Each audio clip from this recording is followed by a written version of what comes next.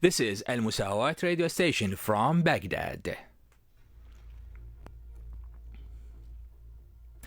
Welcome to all of you dear listeners. This is the weekly news coverage coming your way with This Week from Al-Musawat radio station. And the beginning goes with World Health Organization warning of high levels in cesarean delivery rates. Women first into cesarean section when others are denied. World Health Organization has warned of high levels in cesarean delivery rate needlessly proceeding in certain countries. In contrast, this option is not even provided in others, despite the danger to the health of mother and fetus. Death of Senegalese young woman Asta Sokhna with her fetus last month has sparked outrage in Senegal. The victim spent 20 hours in labor. However, doctors ignored her calling to do cesarean section. Her case has also sparked the debate about the fact that many women's rights are denied in deciding such an important and personal matter like labor and delivery, directly related to their health. Local media reports have mentioned that the doctors ignored Asta's callings, who was in the 30s, on the justification that no date is set for the cesarean section. On a related note, 3 midwives were convicted of failing to help a person who was at risk and were sentenced to a suspended prison term of 6 months. Burkini, the swimsuit that puts democracy on the line.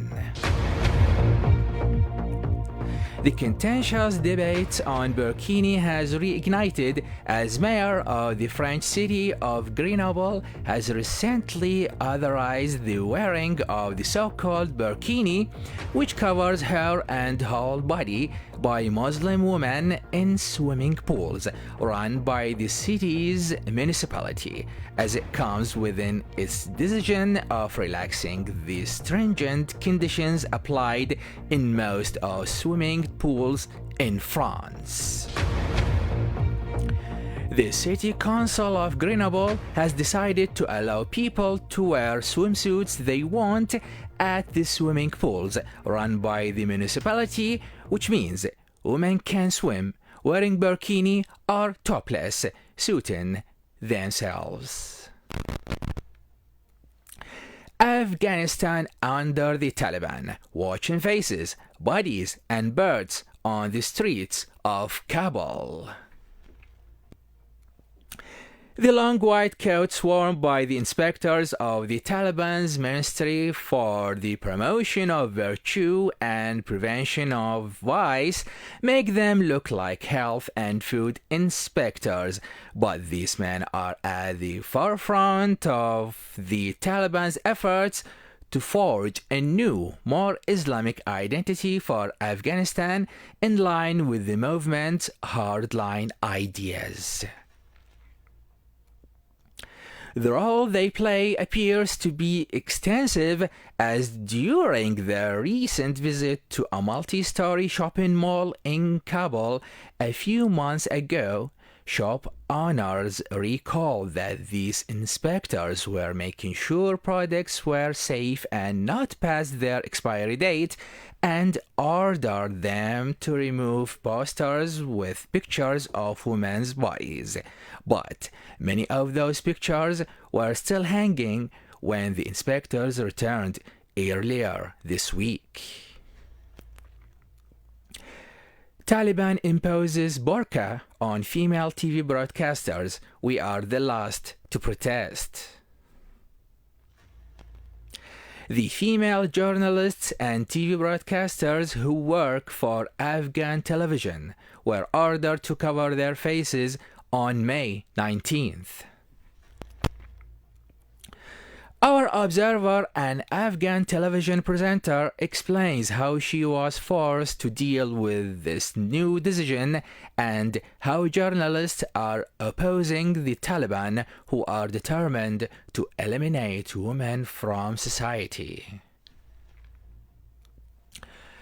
Taliban's Ministry for the Promotion of Virtue and Prevention of Vice issued this order to female journalists throughout Afghanistan as the decision came into effect on Saturday, the 21st of May. According to Sonia Niazi, a presenter of Tola News, which is an independent Afghan news channel, Taliban officials have confirmed that any presenter who appears on the screen without covering her face should find another job or simply get fired. A day after the order went into effect, female journalists working for 3 private media companies in Afghanistan, including Tola News, refused to comply and went into the air with their faces open.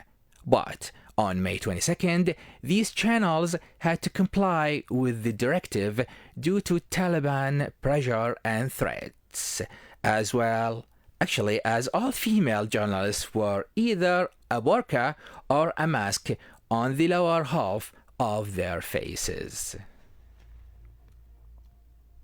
And now, Texas shooting, 19 children among dead in elementary school attack.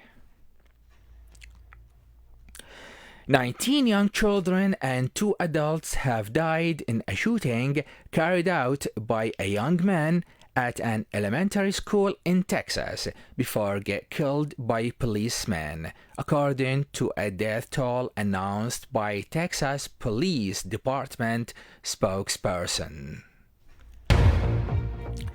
In a speech delivered in the wake of the incident, U.S. President Joe Biden called on to stand up to the gun lobby.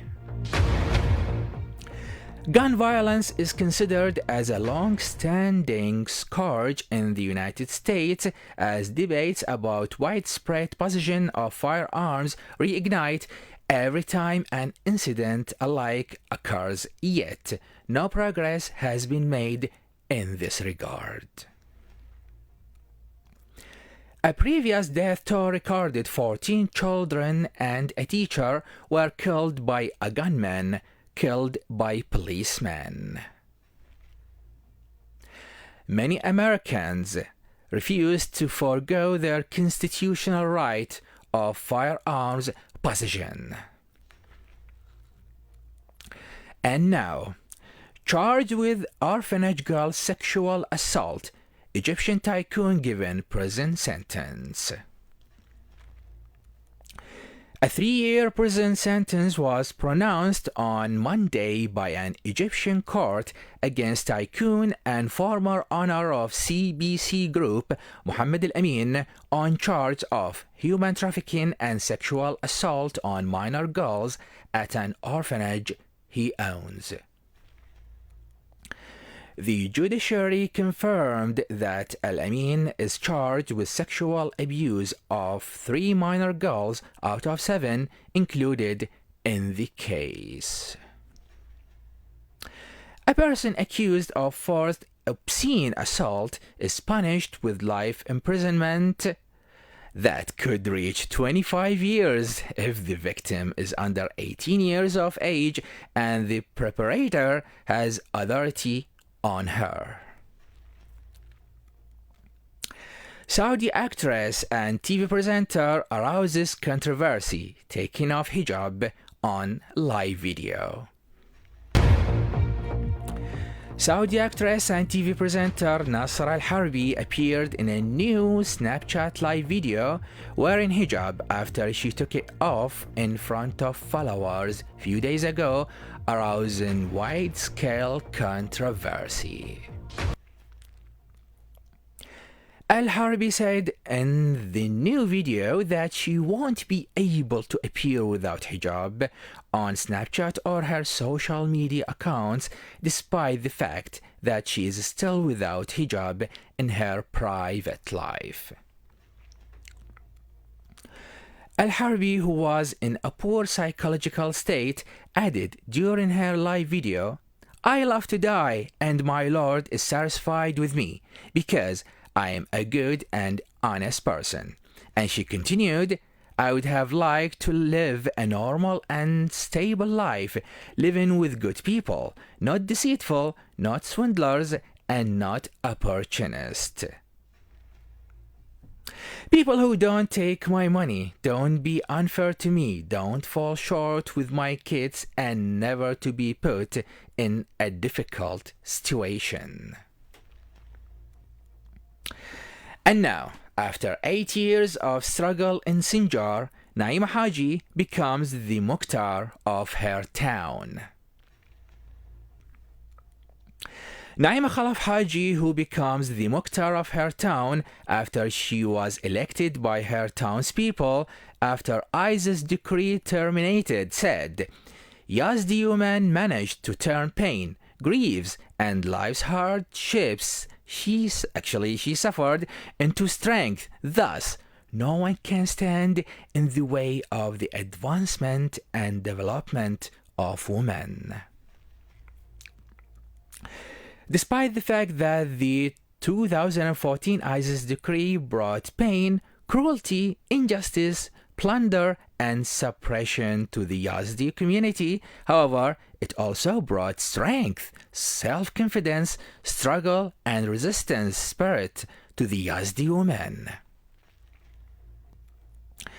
Yazdi women managed to turn the suffering of abducted women by ISIS into hatred and power of revenge. That's why today we hear the sentence from everyone of the Yazdi community.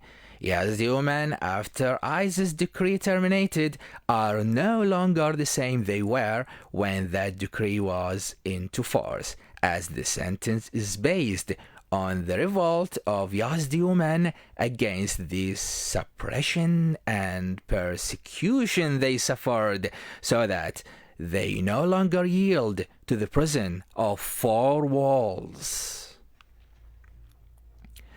Because of the mentality imposed on women thousands of years ago, she couldn't do anything or engage in any work or even walk alone. Besides, she couldn't speak or express her opinions in any case, as she couldn't take one step outside without man's escort. The 8 years of Yazdi women's struggle, though partial, managed to destroy those traditions in the Yazdi community, when the struggle for the freedom of Yazdi women faced many political and social obstacles besides life's obstacles. The strength of the tortured women who suffered from pain didn't quickly devastated, and they didn't give up, as this strength brought life change. As Yazdi woman is leading and protecting her community now, particularly the mothers, so that she is the pioneer of the thought and this belief. The end of this week's news coverage. Stay tuned to Al-Musawat radio station. Please accept the best regards from me, your host, right here behind the mic, Taif Al-najjar, and the best regards from the producer, right there behind the mixer, Hisham alkhayat.